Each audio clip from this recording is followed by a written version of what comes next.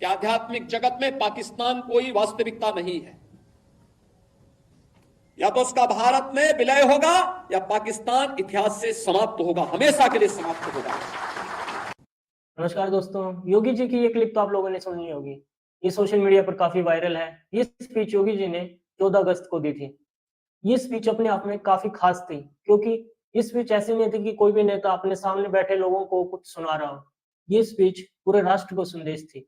इसमें कई ऐसी बातें योगी जी ने कही जो आज तक पूरा देश तो करता था, पर किसी नेता का इस तरह की बातें बोल देना अपने आप में बहुत बड़ी बात है, और शायद योगी जी ही ऐसा कर सकते थे। चलिए देखते हैं इस स्पीच में योगी जी ने क्या क्या कहा है। इस स्पीच में योगी जी ने कांग्रेस को विभाजन के लिए पूरी तरह से जिम्मेदार बताया है। उन्होंने बताया कि सत्ता के लालच में कांग्रेस ने देश को भी दांव पर लगा दिया था। और इसी के साथ बात करते हुए उन्होंने बांग्लादेश में बात की, और बांग्लादेश में जो आज हो रहा है उस पर चिंता जताई, और जो बांग्लादेश में कर रहे हैं उन्हें नरपिशाच बताया। सोचकर देखिए, नरपिशाच। चलिए और भी देखते हैं इस स्पीच में योगी जी ने क्या कहा है। दोस्तों, इस स्पीच में योगी जी ने जो कांग्रेस के लिए कहा है वो आज तक हम लोग किसी नेता से सुनने की सोच भी नहीं सकते थे, पर योगी जी तो योगी जी हैं। अब देखिए, सबसे पहले स्पीच शुरू करते ही योगी जी ने बताया कि कैसे भारत हजार सालों से अखंड भारत के रूप में रहा है, कैसे हमारी संस्कृति, हमारे रीति रिवाज हजारों सालों से वैसे के वैसे ही चले आ रहे हैं, हमने उन्हें कैसे संभाल के रखा है। पर जो चीज हजारों साल से नहीं हो पाई वो कांग्रेस ने सत्ता के लालच में कर दी। कांग्रेस ने देश को सत्ता के लिए दांव पे लगा दिया। इसके रिगार्डिंग में आप एक वीडियो देखिए। जो कार्य इतिहास में किसी युग में नहीं हुआ, वह दुर्भाग्य से सत्ता लुलुप कांग्रेस की सत्ता के प्रति अभिलिप्सा में, लोलुपता में त्रासदी के रूप में, विभाजन की त्रासदी के रूप में हम सबके सामने प्रस्तुत कर दी।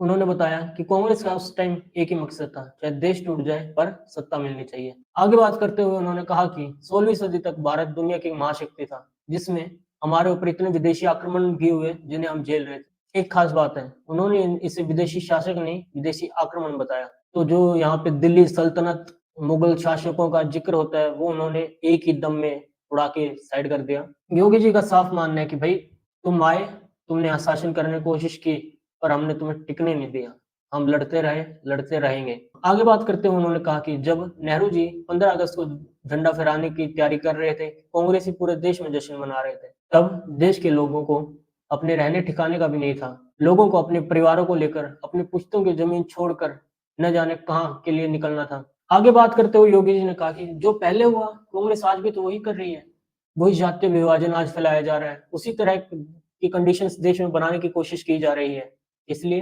ताकि सत्ता मिल सके। अब ये बात करते हुए योगी जी ने कहा कि आज भी तो वही बांग्लादेश में हो रहा है, वही लोगों को अपनी जान के लिए गुहार लगानी पड़ रही है, पर कांग्रेस शांत है, पूरा विपक्ष शांत है। क्यों? क्योंकि उन्हें अपने यहाँ के वोट बैंक की चिंता है। उन्हें ये नहीं परवाह कि वहां पर लोग मारे जा रहे हैं, उन्हें बस अपने वोट बैंक की चिंता है, इसलिए वो शांति से बैठे हैं। ये बड़ा मजेदार है। इसके लिए आपको पहले एक वीडियो दिखाता हूँ। अंग्रेजों से सत्ता इन्होंने उस समय प्राप्त की कि वास्तव में भारत की सत्ता का नेतृत्व नहीं कर रहे थे, बल्कि अंग्रेजों के ही, ब्रिटिशर के ही मानस पुत्रों के रूप में इन्होंने भारत की सत्ता को उस रूप में संचालन करना शुरू किया। बताइए, ये बात भी जैसे देखी जाए तो देश में तो लोग करते ही रहते थे कि अंग्रेज गए और अपने चेले यहाँ छोड़ गए। वही सारा सिस्टम अंग्रेजों ने ज्यों का त्यों कांग्रेस को पकड़ा दिया, और वही का अंग्रेजों की नीति, वोट डालो और राज करो, तो कांग्रेस राज करती रही। वही अंग्रेजों के मानकों को लेकर कांग्रेस देश का शासन चलाती रही। अंग्रेजों से सत्ता लेकर कांग्रेस उसी तरह से शासन चलाती रही जैसे उनके अंग्रेजों से सत्ता लेकर कांग्रेस उसी तरह से शासन चलाती रही जैसे अंग्रेज चलाते थे, या यूं कहें उससे भी बुरे तरीके से। कोई तो कारण होगा, जब देश आजाद हुआ था तब भारत दुनिया की 5वीं बड़ी अर्थव्यवस्था था, और 2014 में भारत दुनिया की 10वीं अर्थव्यवस्था था। तो सोचने की बात है कि देश 5वें से 10वें पे कैसे पहुंचा। कुछ तो गलत कर ही रहे होंगे ये लोग। अब जब विभाजन में कांग्रेस की गलतियों की बात करते करते योगी जी ने ये भी कहा कि सिंध तो हिंदू बाहुल्य था, वहां पर तो हिंदू की पॉपुलेशन ज्यादा थी, और वो तो हमारे बॉर्डर से भी टच करता था, राजस्थान से उसका सीधा टच था, वो तो हम अपने आप पास में ले सकते थे, पर नहीं, वहां के हिंदुओं को मरने के लिए छोड़ दिया गया। क्यों? क्योंकि सत्ता पाने की जल्दी थी, सत्ता पर जल्दी बैठना था। और नेहरू जी का कोट भी तो है कि हम लड़ते लड़ते थक गए थे, इसलिए हमने सोचा जैसे आजादी मिल रही है ले ला के नक्की करो। इसी पर बात करते हुए योगी जी ने आगे कहा कि कांग्रेस ने हमें क्षेत्रीय विवाद दिया है, कांग्रेस ने हमें भाषाई विवाद दिया है, और इसी के साथ हिंदू सिख डिवाइड जो खालिस्तान मूवमेंट के शक्ल में हमारे सामने आया, वो भी तो कांग्रेस की ही देन था। और जो ये लैंग्वेज डिवाइड और रीजनल डिवाइड, ये तो आप आज भी देख सकते हैं। कांग्रेस की सरकार कर्नाटक में आते ही वहां पर ये भाषाई विवाद शुरू हो गया। कन्नड़ लैंग्वेज के नाम पर लोगों को डराना शुरू कर दिया गया। तमिल, कन्नड़, केरला, कर्नाटक, इन सब लड़ाइयों को आग दी गई। यही तो आज कांग्रेस कर रही है, यही तो चल रहा है आज के दिन। तो फिर कैसे कह सकते हैं कि जो योगी जी ने कहा है वो गलत है? आप देखिए, कर्नाटक में कांग्रेस की सरकार आने के बाद वहां पर ये भाषाई विवाद शुरू हो चुके हैं, जो हमें पहले कभी नहीं दिखा था। कर्नाटक में बीजेपी की सरकार भी रही है, उससे पहले भी कांग्रेस रही है, पर ये भाषाई विवाद और ये क्षेत्रीय विवाद जो कांग्रेस ने कर्नाटक में इस बार डाला है, वो आज तक पहले नहीं था। अब इन सब पर बात करने के बाद योगी जी ने कहा कि पाकिस्तान कोई वास्तविकता नहीं है। या तो उसका भारत में विलय होगा या पाकिस्तान इतिहास से समाप्त होगा, हमेशा के लिए समाप्त होगा। ये बात योगी जी ने ऐसे ही नहीं कही। उन्होंने महर्षि अरबिंदो को कोट करते हुए कहा कि महर्षि अरबिंदो ने चिंता व्यक्त की थी कि आध्यात्मिक जगत में पाकिस्तान का कोई अस्तित्व नहीं है, या तो वो मिट जाएगा या उसका भारत में विलय हो जाएगा। और यही बात योगी जी ने दोहराई है।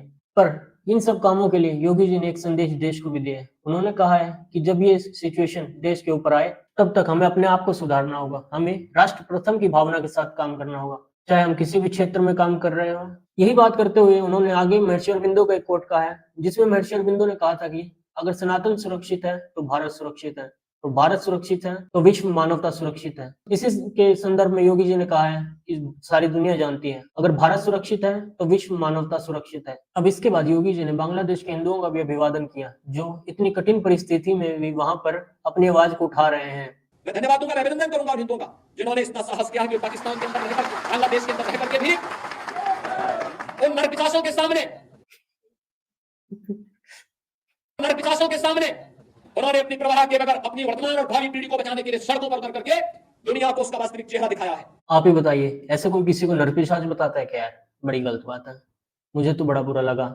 अगर आपको भी इस बात को बुरा लगा हो तो चैनल सब्सक्राइब करके अपना दुख व्यक्त कीजिएगा।